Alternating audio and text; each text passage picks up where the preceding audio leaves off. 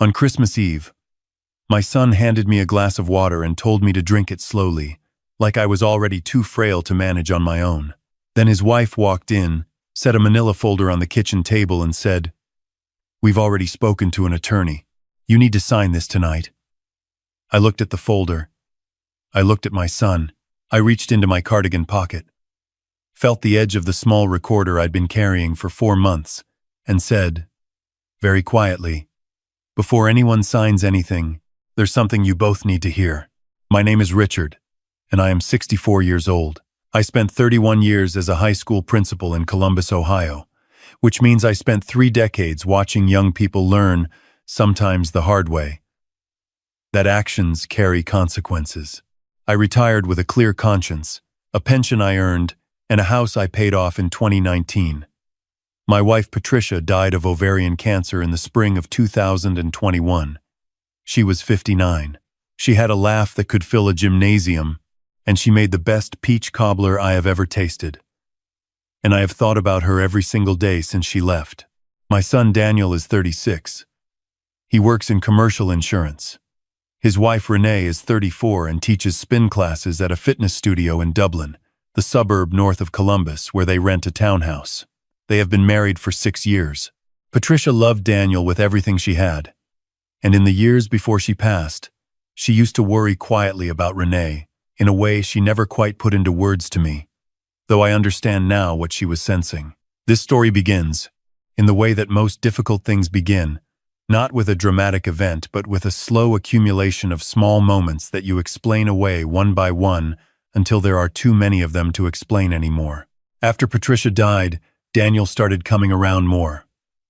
At first, I was grateful. Grief is a strange country to navigate alone, and having my son sitting across from me at the dinner table, even in silence, helped more than I could say. But somewhere around the fall of 2021, the visits shifted in a way I couldn't immediately name. He started asking questions about the house. Not sentimental questions, the kind you ask when you're walking through rooms where you grew up. Practical questions. How much did you pay the property taxes this year? Have you had the roof assessed? What's the square footage on the second floor? I answered honestly because he was my son. I didn't think twice about it. By spring of 2022, Renee was joining him on these visits, which she rarely had before. She had always been polite with me in that specific way that keeps a clear distance between politeness and warmth.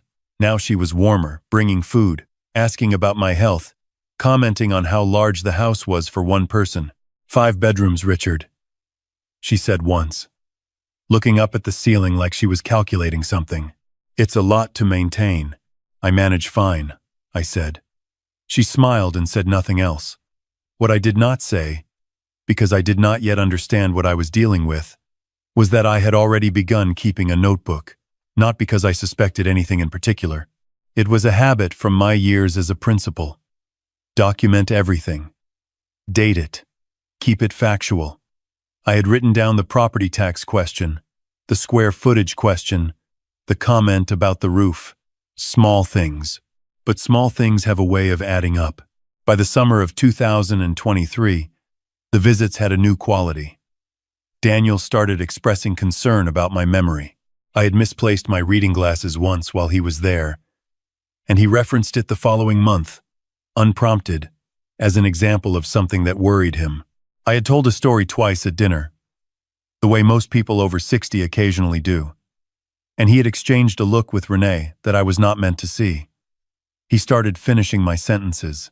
He started speaking to me with the careful, slowed-down enunciation you use with someone who is having trouble following along. I am a man who ran a school of 900 students for over 3 decades. I followed along just fine. In October of 2023, I went to my doctor, not because anything was wrong, but because I wanted it on record that nothing was wrong. Doctor, Anita Vasquez has been my physician for 12 years. I told her what was happening. She listened carefully, conducted a full cognitive evaluation, and when it was done, she looked at me over her glasses and said, "Richard, your mind is sharp. There is nothing here that concerns me." I asked her to document that assessment in writing and to date it. She did. I walked out of that office with a copy of the report in my hand and drove home feeling something I can only describe as the calm before a decision. I sat in Patricia's chair in the living room, the blue one by the window where she used to read, and I thought about what I was going to do. And then I picked up the phone and called my attorney. Carol Whitmore has handled my family's legal affairs since 2004. She is 70 years old, semi-retired, and does not tolerate nonsense from anyone. When I explained what I had been observing, she was quiet for a moment. And then she said, "Richard, let's get everything in order before this becomes a problem." We spent 2 full months going through every document I owned. The house, the pension accounts, the savings, Patricia's life insurance, which had named Daniel as secondary beneficiary. All of it was restructured, quietly and legally, while my son was busy being concerned about my reading glasses. By December 2023, I had added a small digital recorder to my daily carry. Ohio is a one-party consent state. I was always present. Every conversation was legal. By the time Christmas Eve arrived, I had 4 months of recordings and a documentation file that Carol described as the most organized personal legal record I have ever seen from a non-attorney. I had not planned to use it that night. But when Renee placed that folder on my kitchen table and told me to sign, I understood that they had made the decision for me. Daniel sat down across from me. He had the expression he used when he was about to say something he'd rehearsed. I recognized it from when he was 17 and had practiced how to ask me to borrow my car. "Dad, we've been thinking about this for a long time," he said. "You're in this house alone. 5 bedrooms. Renee and I have been in that townhouse for 6 years, and we're not getting any younger. This makes sense for everyone." Renee opened the folder herself and turned it toward me. A deed transfer document. My name on one line, Daniel's name on another, signed over to him as sole owner.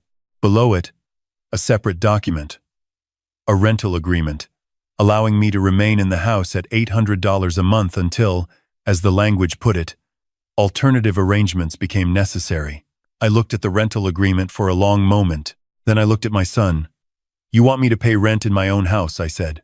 He shifted in his chair. "It wouldn't be your house anymore. That's the point. It protects you, Dad. Avoids probate. Keeps things simple." "Avoids probate," I repeated. "Carol mentioned once that probate can be complicated," Renee said. This was an interesting claim, since Renee had never met Carol. I noted it.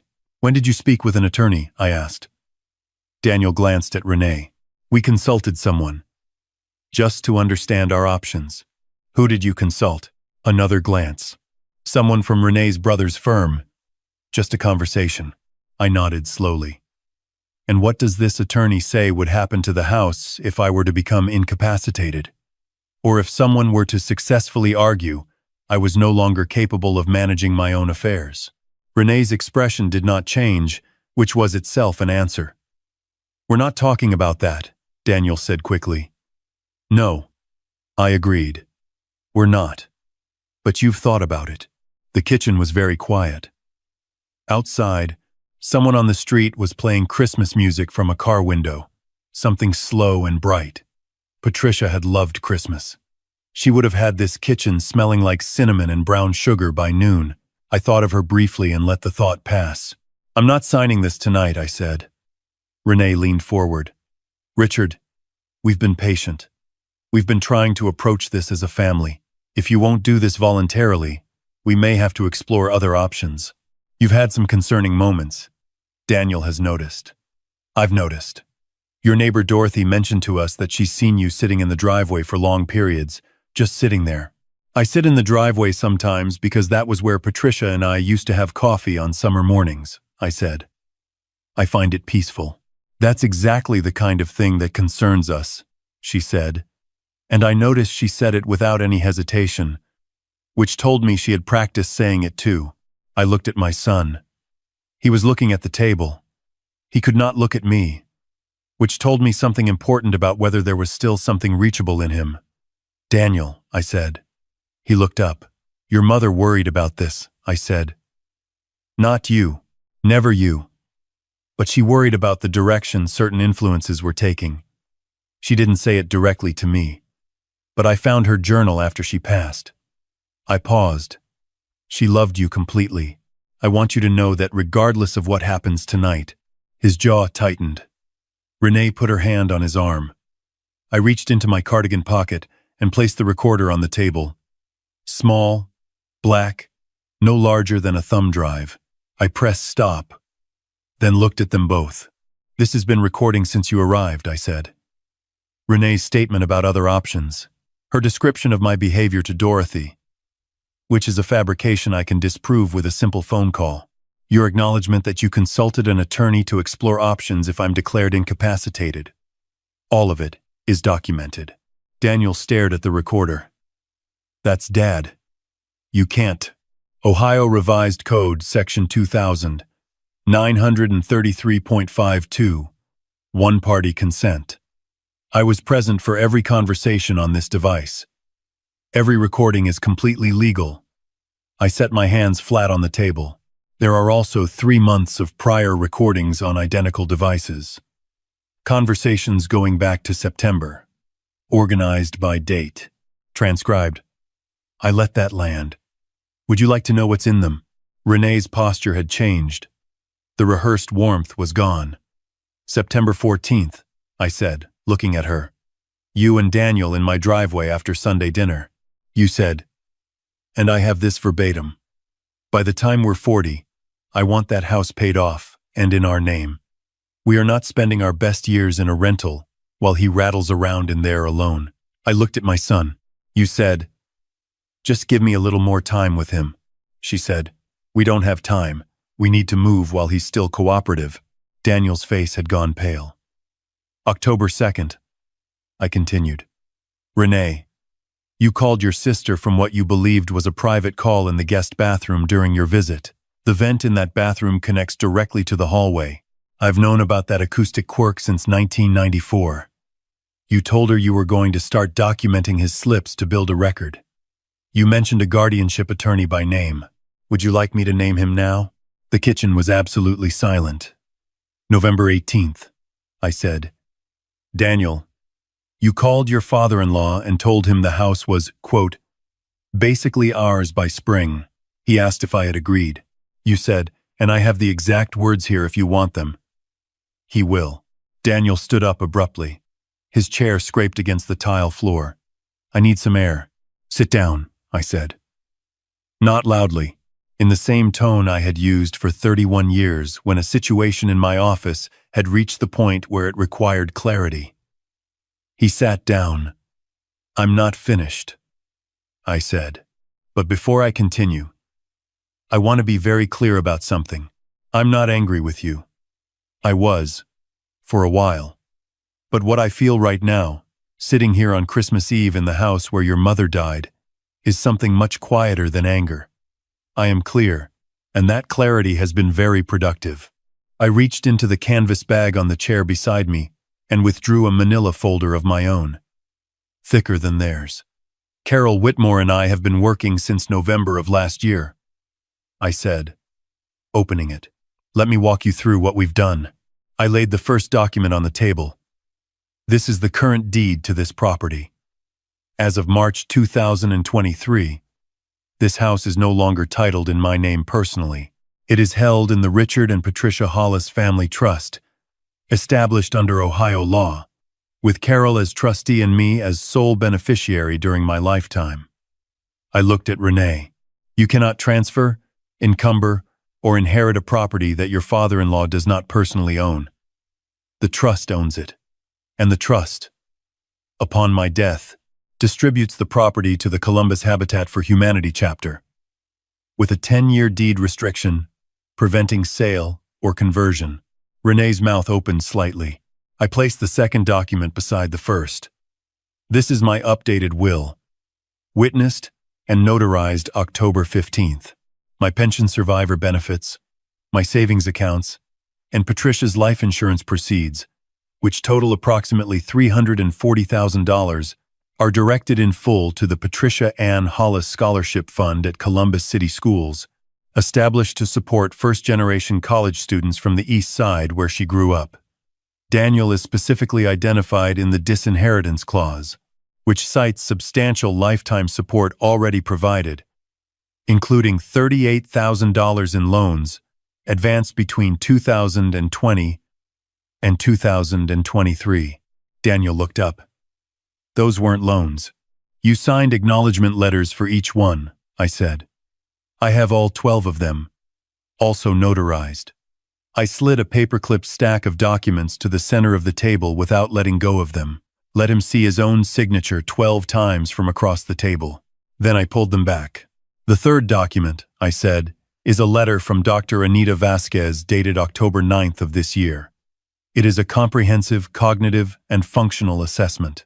My score on every evaluated measure is in the above-average range for my age group. There is a line at the bottom that reads, and I am quoting directly, "Patient demonstrates no evidence of cognitive impairment, memory disorder, or diminished capacity for independent legal and financial decision-making." It is signed, dated, and carries her medical license number. I placed it face up in front of them. If either of you contacts a guardianship attorney, this document will be Exhibit 1. The recordings will follow it. Renee stood, not dramatically, just stood, and walked to the kitchen window and looked out at the dark backyard. I had put Patricia's wind chime back up last spring. It moved slightly in the cold air. Daniel was looking at his hands. He looked like a boy who had broken something expensive and was waiting to see what happened next. I recognized that look. I had seen it across a principal's desk more times than I could count. It was the look of someone whose strategy had completely collapsed and who didn't know yet what was underneath it. "What do you want?" he said quietly. It was the first thing he had said in several minutes that didn't sound practiced. "I want you to understand what you were doing," I said. "Not the legal exposure. The human part. I want you to sit with what it means that you stood in this kitchen, in the house where your mother died, on Christmas Eve, and handed your father a document designed to remove the only home he has left."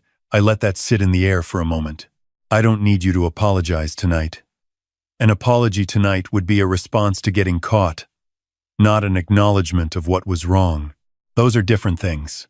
Renee turned from the window. Her voice was controlled, but there was something underneath it now that was less controlled. "We were trying to secure our future. That's not a crime. Securing your future through fraudulent misrepresentation of my cognitive state, manufactured evidence of behavioral decline, and legal action designed to strip my competency is, in fact, potentially criminal," I said. "I have documented every step of it. Whether I bring it to the Franklin County Prosecutor's Office is a decision I have not yet made.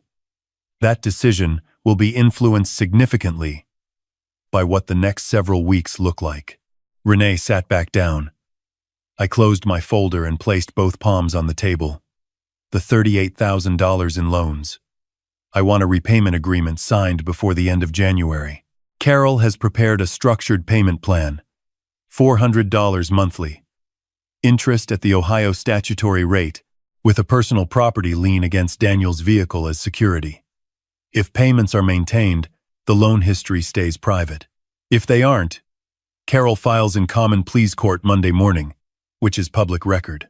"We can't do $400 a month," Daniel said. "You were prepared to have me declared incompetent and take a $450,000 property," I said. $400 is the more manageable option." Neither of them said anything. "I also want your key to this house returned tonight," I said. "Both sets. The spare Renee has in her purse, which she has used twice to enter this property when I was not home.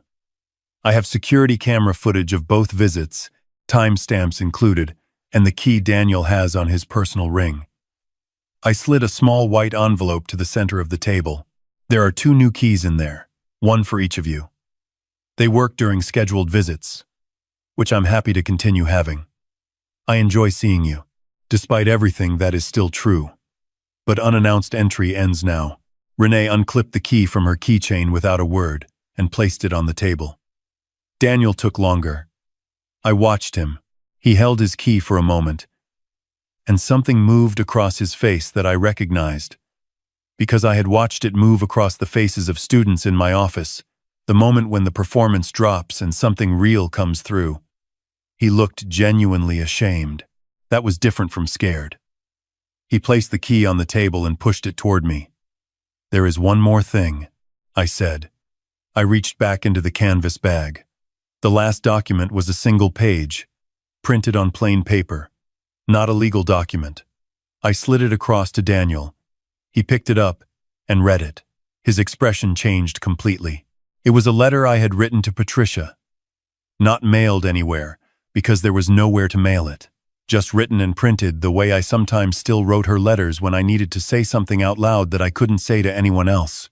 In it, I told her what had happened over the past 2 years. I told her I was scared.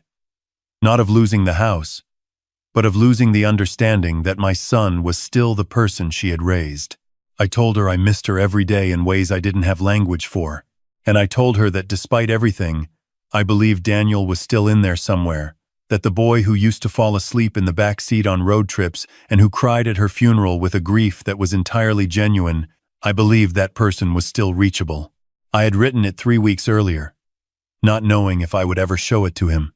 Daniel set the letter down on the table. He didn't speak for a long time. Renee watched him. She seemed uncertain for the first time all evening about what came next. When Daniel finally spoke, his voice was rough. "I don't know how we got here." "I do," I said, slowly, in small steps, each one that seemed justifiable in isolation. I looked at him steadily. "That's how it always happens." Renee looked at the folder she had brought. The deed transfer document, the rental agreement she had placed in front of me 2 hours ago expecting my signature.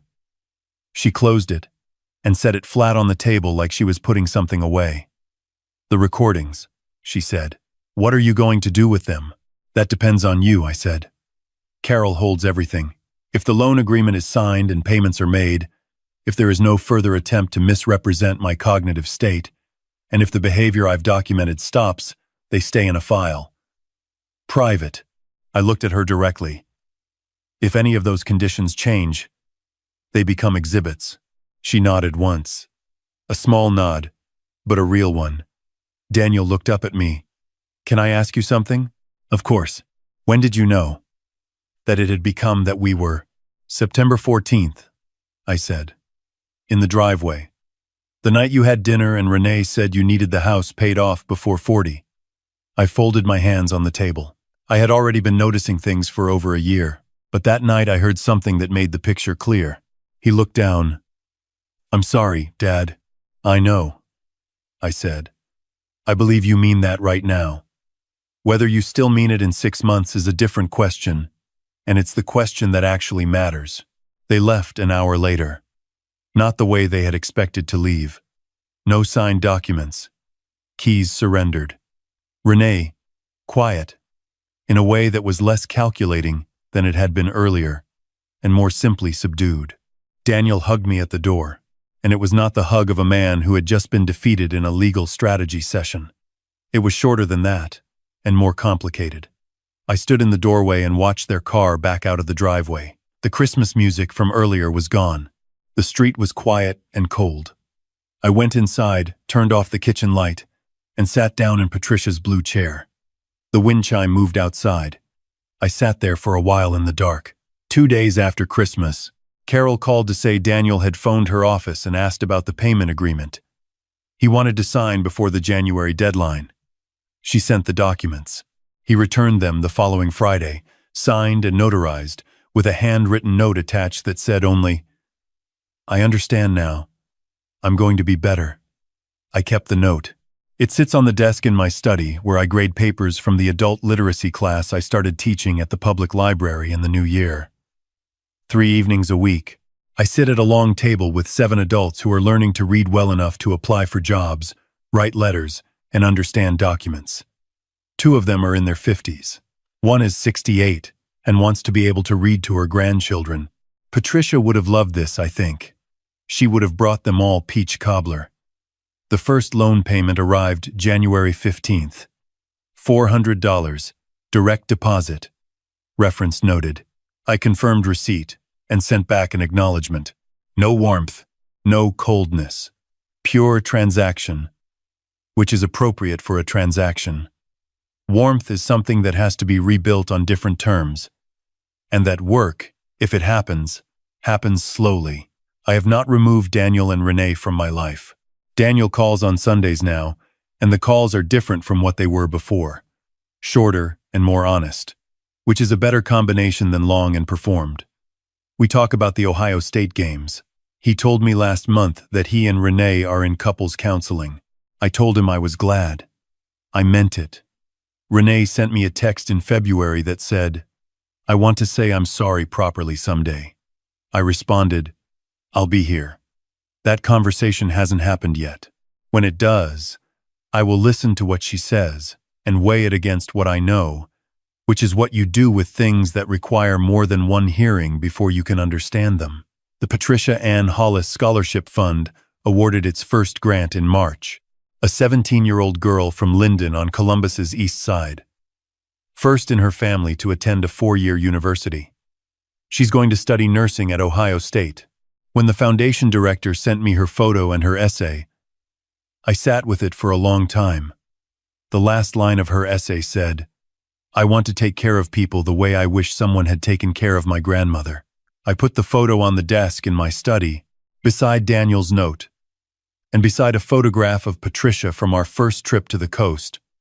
1989, standing at the edge of the water with her shoes in her hand and her head thrown back, laughing at something I had said that I can no longer remember. My house is quiet. My mind is clear. My documentation file is organized and current. I am 64 years old. I am in excellent health. I have a pension, a paid-off house, and 3 evenings a week, at a library table, where 7 adults remind me why it matters to show up.